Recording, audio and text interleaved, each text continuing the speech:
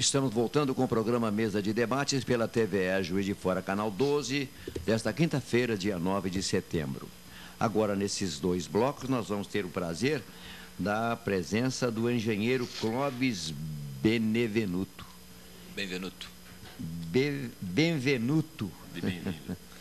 Internacionalmente conhecido pelo seu conhecimento e experiência em técnicas e implantações em aterro sanitário, inclusive qualificado em várias universidades desse mundo todo, de Japão, Estados Unidos, enfim, é uma pessoa altamente qualificada para o assunto que nós vamos tratar aqui agora. E ainda também vamos ter a presença do engenheiro Rogério de Campos Teixeira. E eu abro a série de perguntas para saber do doutor Clóvis Benvenuto qual é a situação do atual aterro de nossa Juiz de Fora, o atual aterro sanitário. Bem, o nosso aterro de Juiz de Fora, que na verdade eu já considero também pertencente a Juiz de Fora, já que eu tenho vindo aqui desde 97 nesse assunto, e nós entregamos inclusive os estudos em 99, ele está em situação final de licenciamento pelo Copan, né, para obter a licença de operação. Essa é a situação final do aterro, né? Quer dizer, a partir daí ele entra em sistema de recebimento dos resíduos devidamente protegidos dentro do projeto do aterro, né, licenciado no Estado, com todas as benesses, de certa maneira, devidas, tipo o SMS ecológico, e também um processo de recuperação ambiental do aterro controlado, né, que foi executado aí por 5 anos e 7 meses, mais ou menos. Hoje ele ainda é um aterro controlado, né? Exato. Então, vamos tentar esclarecer para o nosso telespectador o que é um aterro controlado.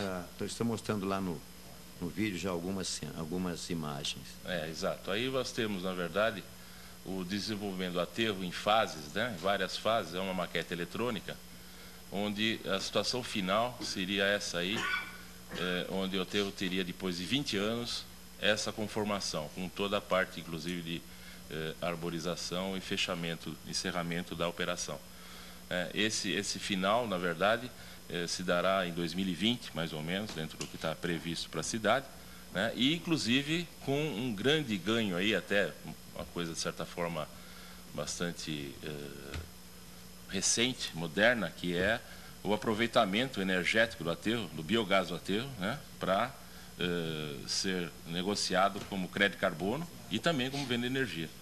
Tá certo? Esse aterro é um aterro que tem grande potencial disso em função do tamanho da cidade, em função da quantidade de resíduo que está sendo depositado nele. Essas aí vão ser as vantagens essa é uma vantagem, digamos, é um produto paralelo que hoje está sendo vendido no mundo, depois do protocolo de Kyoto, né?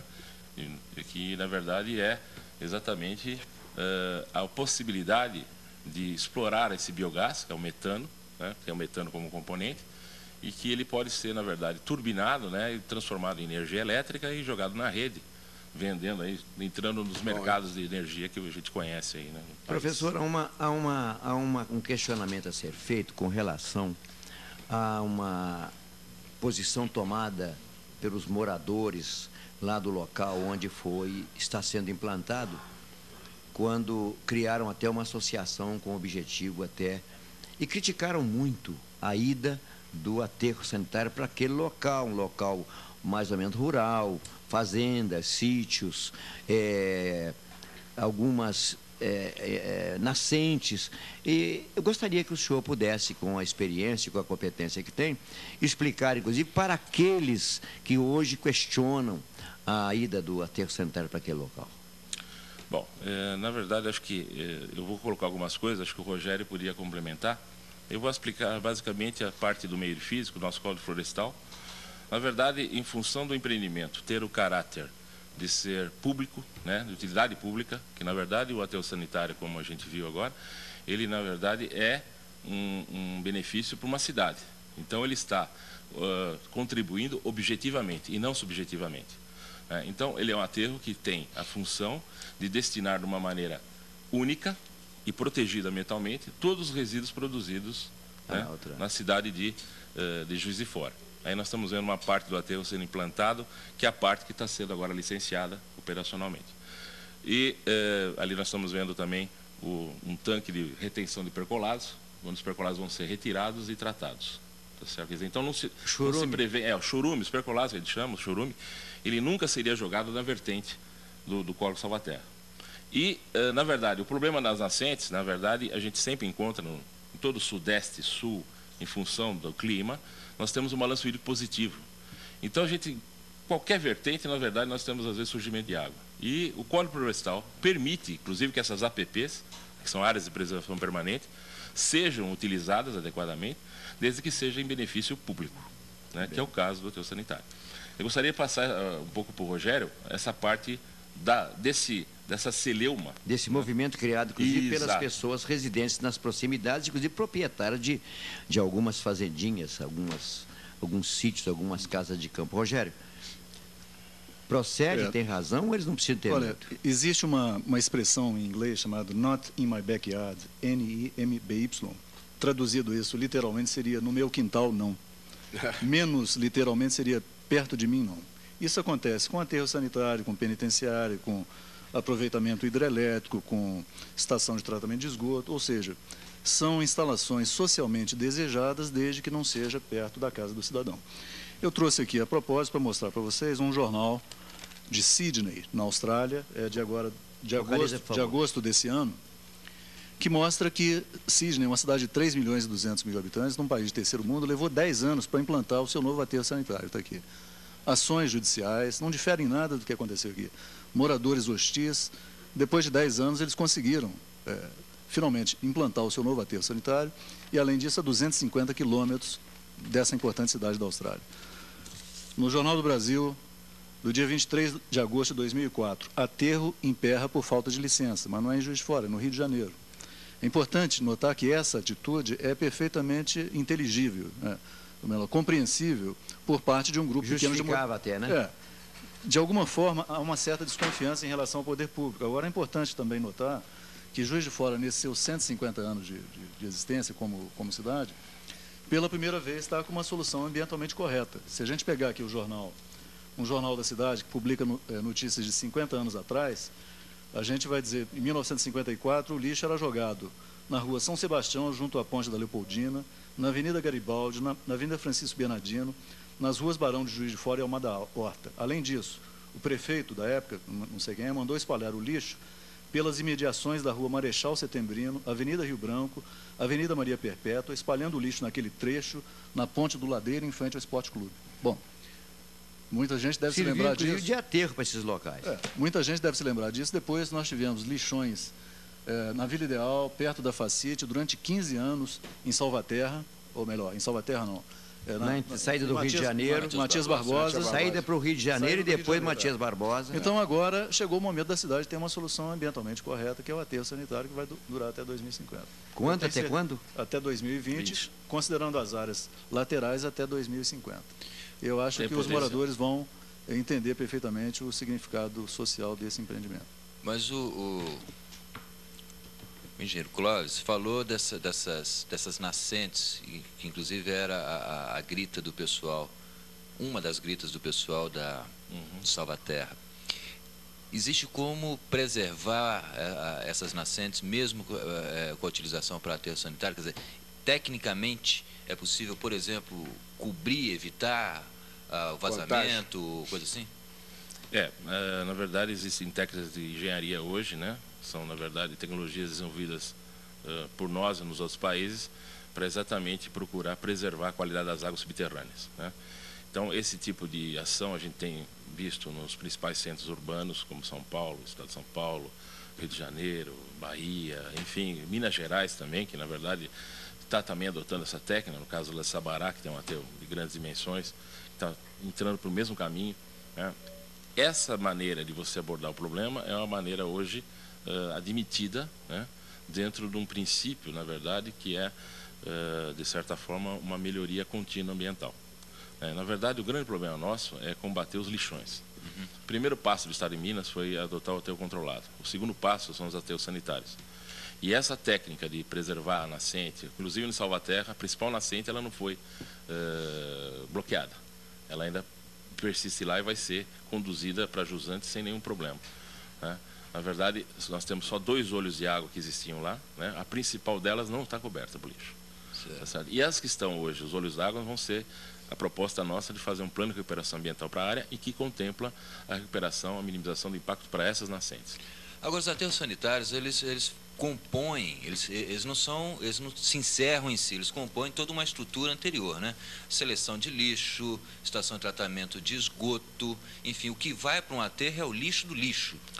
Na verdade, mais ou menos isso. A tendência mundial hoje do lixo, pelo menos na Europa, que é um país que tem restrições bastante mais fortes do que as nossas em relação a emissões, eles estão muito preocupados com as emissões. Na verdade, os percolados e os gases, né? Nesses países, o que nós temos observado como tendência o aterro continua sendo a solução do mundo, não tem solução outra que não seja o aterro, mas eles procuram fazer muita separação. A palavra é separação. Separar ao máximo o lixo, separar para você poder tratar, que é o que na verdade interessa. Né? Alguns resíduos especiais, tipo lodos, esgotos e tal, procurar ver se é possível uma recuperação melhor desse lodo, do tipo uma compostagem, já que é um resíduo mais controlável, do que exatamente encaminhar diretamente para o aterro. Né? De qualquer forma, a palavra hoje no mundo é separação. E separação pressupõe reciclagem, pressupõe que se reutilize e também minimize a geração de resíduos, que é uma outra tendência. É uma riqueza que se joga fora. De uma certa forma, sim. Não é? De uma certa forma, sim. Eu vou fazer uma outra pergunta agora a vocês, com relação à solução de continuidade para o término dessa obra. Se depende da aprovação que ainda não veio do Copan e se depende ainda de recursos que estariam ou não alocados para a finalização da obra. Bom, eu só vou fazer uma parte, depois vocês podem complementar também. Eu acredito, né, que o processo de licenciamento desse aterro foi extremamente longo. Nós estivemos aqui em Juiz de Fora realizando audiência pública em dezembro de 1999. E depois de vários percalços, né, uma série de problemas, nós conseguimos a licença ambiental, que é a LP, em maio de 2002, né, depois de 3 anos. A LI em novembro de 2003, todas analisadas pelo Copan. Né? E agora, né, na verdade, é a licença de operação que também é dada pelo Copan. Né? Minas tem um procedimento diferente até dos outros estados, no caso de São Paulo principalmente, que eu conheço bastante, que é exatamente o Copan fornecer as licenças, inclusive de instalação e operação. Em São Paulo não, o CONSEMA, que é um conselho semelhante ao Copan, ele só dá licença de instalação, né? A licença de prévia ambiental, que é a LP, que a gente chama, e a LI e a LO fica a cargo do órgão ambiental de controle, que lá é CETESB, aqui é FEAM. Né?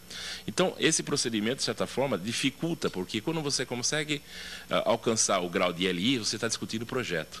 E quando você consegue alcançar o LO, quando o organismo já investiu naquelas obras que foram aprovadas, né, quem vai analisar novamente é um conselho ambiental, de caráter ambiental. E, na verdade, você está falando já em obras de engenharia, principalmente no caso dos aterros sanitários.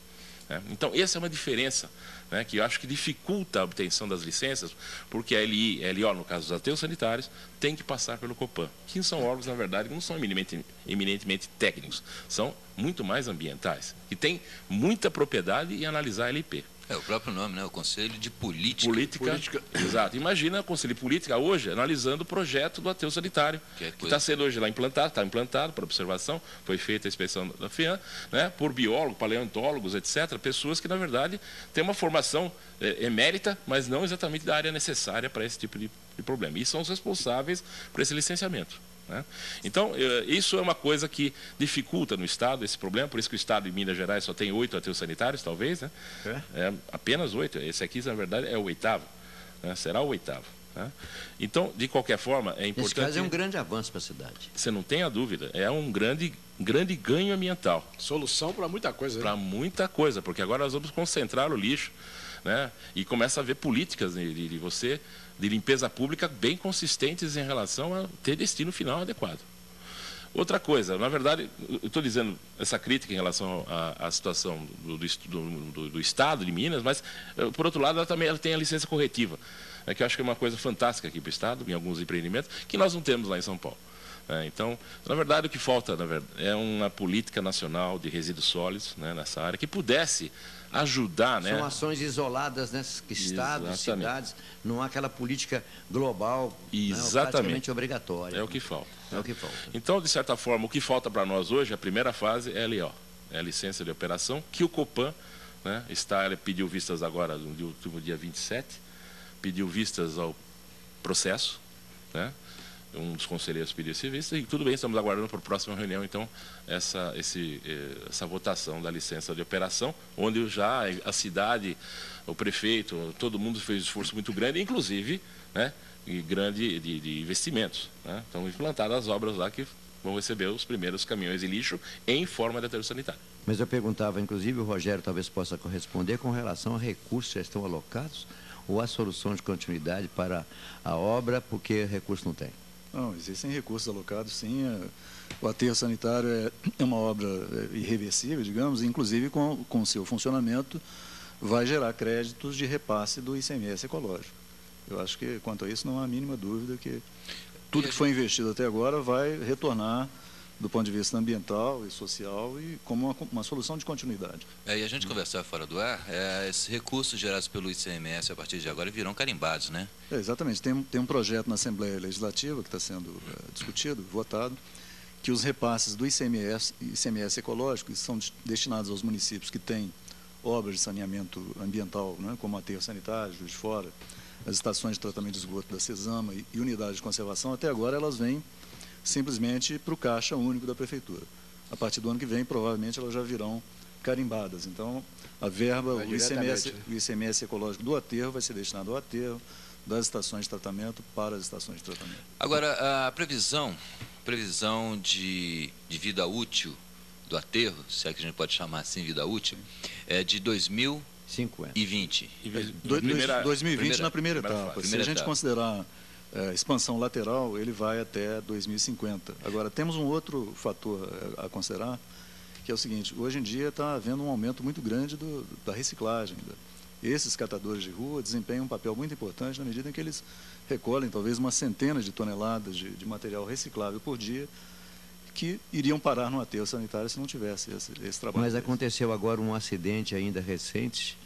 Esse acidente causou uma certa preocupação, muita preocupação. O que provocou aquele acidente com aquele desbarrancamento? Bom, é importante, só queria fazer uma observação, não perdendo o fio da meada, é que apesar de hoje do lixo de Juiz de Fora, que é feito no aterro, com a balança nova, etc., ela hoje, depois de 5 anos do projeto original, ela é inferior à pesagem considerada no EARIMA, né? Você vê quando eram cerca de 390 toneladas, 400 toneladas, 390 toneladas no EARIMA, e agora eu estava pegando medidas que você pode pegar na internet direto, no DENLURB, está chegando a 360, 380 por Aumentou dia. demais. Não, diminuiu. Na verdade, diminuiu o lixo. Né? A tonelagem diminui. Bom, de qualquer forma, isso é só para complementar, que eu acho um dado importante, né? Porque essa história da previsão da vida útil e a quantidade de lixo é muito difícil ser feita. Né? Porque tem vários fatores que veem 5 anos, em vez de aumentou a população, mas o resíduo caiu. Né? Você esperaria que aumentasse o resíduo. E o que justifica o resíduo ter caído? Não tem motivo para cair. Não, existem vários fatores. Um deles é a reciclagem, né? Porque, inclusive, tem a reciclagem dos próprios catadores que vão hoje em arrastões, às vezes nas ruas, pegando os resíduos antes vive disso. E as escolas também têm investido, as escolas têm investido muito na educação ambiental, e a já nossa separando... crise, né? Econômica. A crise também econômica. O principal, talvez, tenha sido a crise econômica. Não tem o que comer, não tem o que lixar. Exato. Mas eu lhe perguntava sobre esse problema dos desbarrancamentos. Exato. Na verdade, esse ano de 2003, 2004, que foi esse início, o acidente foi dia 5 de abril de 2004, coincidiu, na verdade, que nesse período agora de ano, de outubro até abril, choveu praticamente o que chove num ano em Juiz de Fora. 1.400 e poucos milímetros. O índice pluviométrico foi violento. Altíssimo, né? Altíssimo. E o sistema de aterro controlado, ele não é projetado. Ele é uma maneira que a FEAM encontra até de você melhorar a condição do lixo em vez do lixão. Né? Então, o que acontece é que essas chuvas, na verdade, elas aumentaram muito o nível interno de percolados crítico e houve um escorregamento. Apesar que o volume de escorregamento não foi muito grande, ele foi em torno de 7% do que está lá hoje disposto. Né? Ele foi superficial, né? Mas ele andou muito, né? Ele andou cerca de 250 metros, típico do lixo.